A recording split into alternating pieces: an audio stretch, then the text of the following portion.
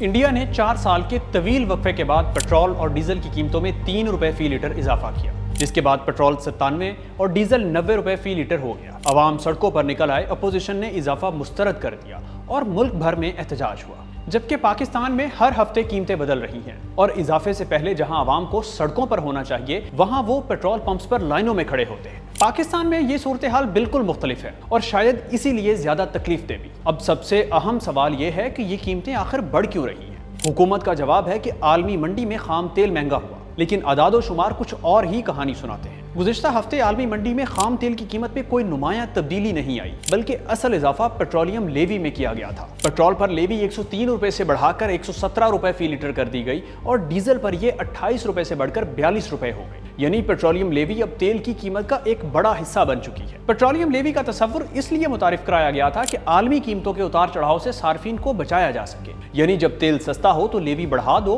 और जब महंगा हो तो घटा दो। लेकिन मौजूदा सूरत हाल में ये लेवी एक मुस्तकिल रेवेन्यू टूल बन चुकी है। हुकूमती अदादो शुमार खुद गवाह हैं कि रवा माली साल में मजमूई टैक्स वसूली हदफ से तकरीबन 680 अरब रुपए कम रही और इस खसारे की कमी का एक बड़ा जरिया पेट्रोलियम लेवी बनी, जिसके जरिए 10 माह में हदफ से 100 अरब रुपए ज्यादा जमा किए गए। मसला ये नहीं कि तेल महंगा है, मसला ये है कि महंगाई की वजूहात छुपाई जाती हैं। आलमी कीमतें ना बढ़ी हों, शरह तबादला भी मुस्तहकम हो, फिर भी अगर कीमतें बढ़ रही हैं तो इसका सादा मतलब यह है कि हुकूमत अपने माली खसारे का बोझ अवाम के कंधों पर डाल रही है। और ये बोझ सिर्फ पेट्रोल पंप पर नहीं महसूस होता, ये आटे की बोरी में है, सब्जी वाले की रेडी पर है, बच्चे के स्कूल वैन के किराए में है। क्योंकि पाकिस्तान अपनी 80% तेल की जरूरियात दरामद करता है और तेल की कीमत पूरी मईशत की रगों में दौड़ती है। भारत में 4 साल बाद 3 रुपए का इजाफा सियासी तूफान खड़ा कर देता है। पाकिस्तान में हर हफ्ते नई कीमत आती है और हम इसे मामूल समझकर कबूल कर लेते हैं।